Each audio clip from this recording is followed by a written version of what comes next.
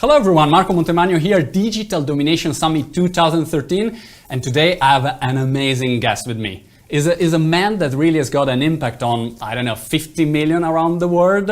He's one of the top business leader around. I think he's the #1 business guru, in my opinion, all over the world. I just tell you 2 words, Tony Robbins. Hi, Tony. Thanks for being. Thanks for having me. You're the only person that can talk faster than I do.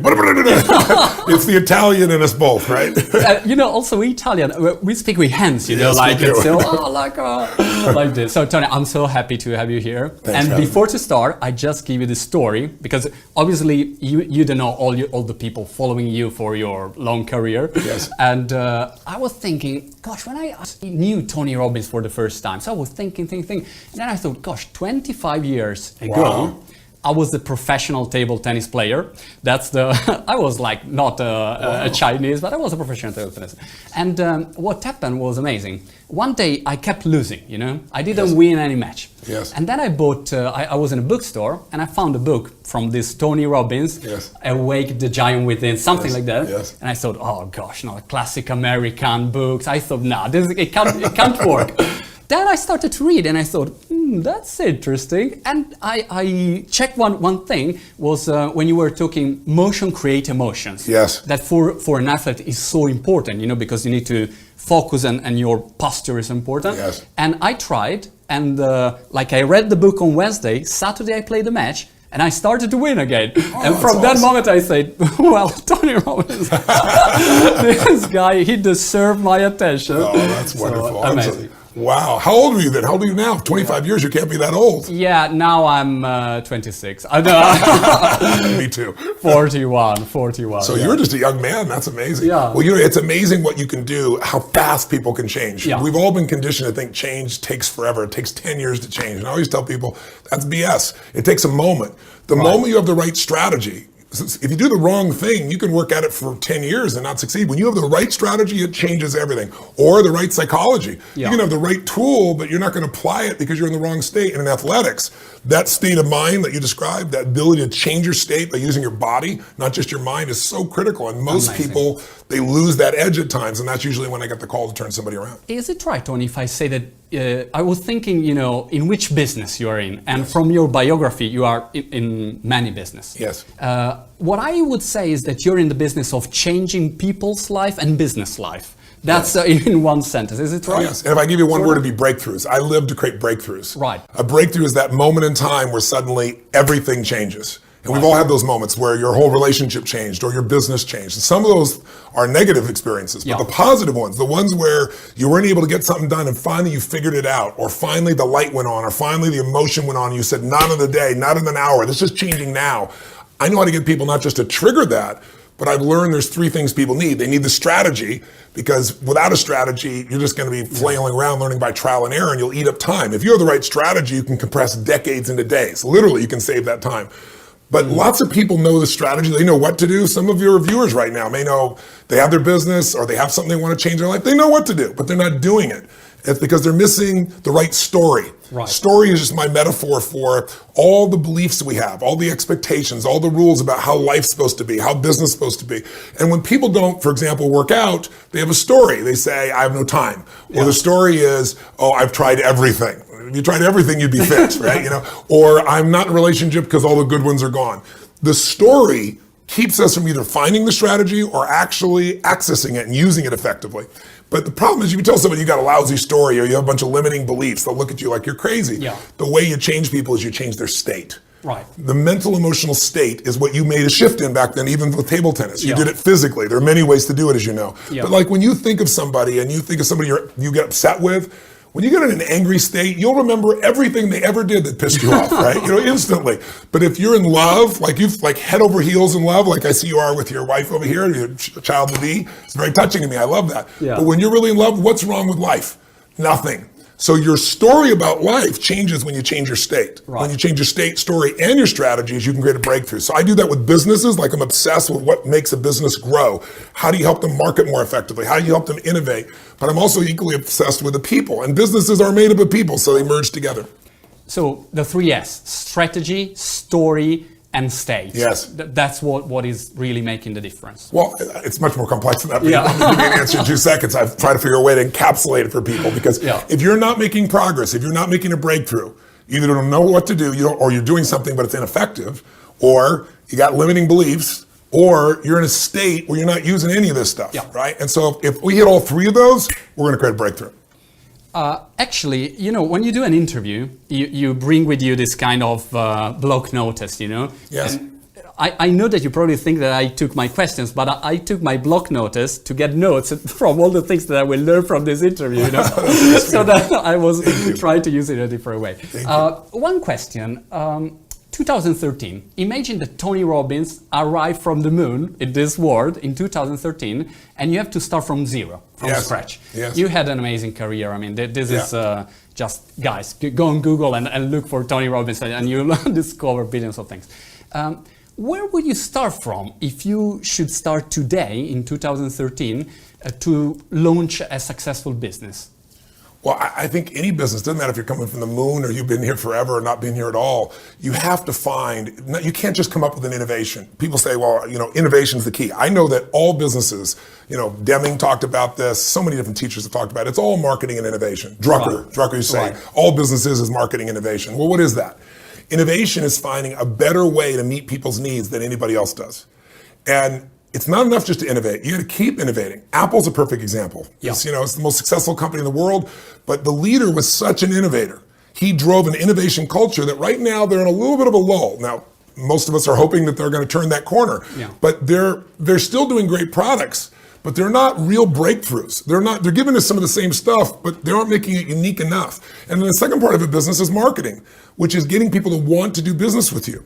Well, today we live in a world where it used to be that you could put out, the average person would watch advertisements, and after 4 ads, on average, at least in America, I don't know what it is in Europe, if they were going to buy, they would take some initial buying action.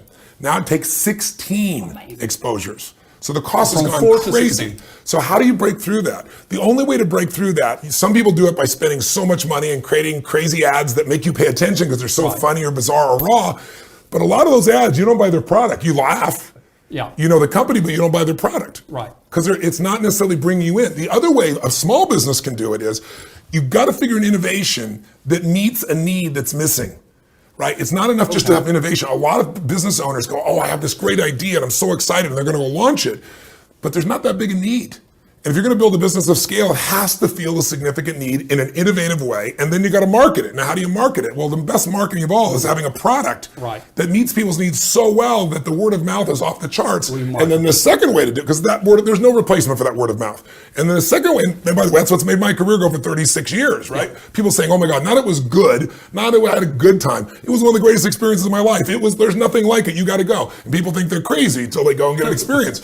But then on the other side of it, you can also market today and have a huge advantage if you make your mentality of marketing what I call VAM, V-A-M, value-added marketing, where instead of trying to compete for eyeballs, you go find out who that client is and you find a way to meet their needs and you do things for them that really meet their needs. I don't care if it's educate them, provide them an insight, something that gives them more convenience. The actual marketing itself does that for people. And then they begin to understand you, recognize you, like you, trust you, and want to do business with you.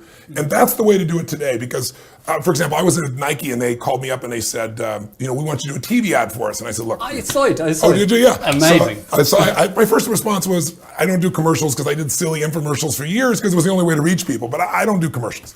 And they came back and they said, but a bunch of your friends are going to do it. And I said, really? They go, yeah, we're going to have Richard Branson and Serena Williams and Kanye West. Kobe Bryant. Yeah, Kobe Bryant. And I'm like, and he said, it's going to be you, and they're going to be the center of it. We're going to pretend Kobe is you. And they give me this whole thing. And so I called Richard and I said, are you really going? He goes, yeah, I'm going. And Serena, I'm really going. So we go to do this piece. You imagine how much money they spent to get all those people in one room to do this tongue-in-cheek ad that really doesn't change, it's nothing about the product whatsoever. It's just to try to get your eyeballs and attention. So most small businesses don't have those resources. They have to make up with it with an extraordinary product that meets the needs, and they got to make up with it by finding a way to do value-added marketing so that people say, this is someone I want to do business with. You can blow out a Nike if you can create a direct relationship with the consumer, and you can do that today because of social media and because of the impact of social media when you serve people. Yeah, I was talking with Seth Godin, one of the biggest He's experts. a genius. Yeah, I'm a big fan of Seth. And whatever you're going to tell me he said, I agree. But tell me anyway. I was talking with him, and in the end, he was talking about this fact, his purple cow theory. So to be remarkable, this is the way to go in the marketing. So definitely, maybe makes no real sense. It's not talking about a feature, the advertising that you did, but it's remarkable. People think, oh gosh, this is super cool, and they associate it with the product and so on. Well, one thing before talking about business, I have obviously a lot of things to ask you about business. I was curious what really inspires you every day, because I was thinking, okay, Tony is waking up in the morning, and why should you go to work, Well, why should anybody, right? Some people go to work because they have to. I go to work because I want to.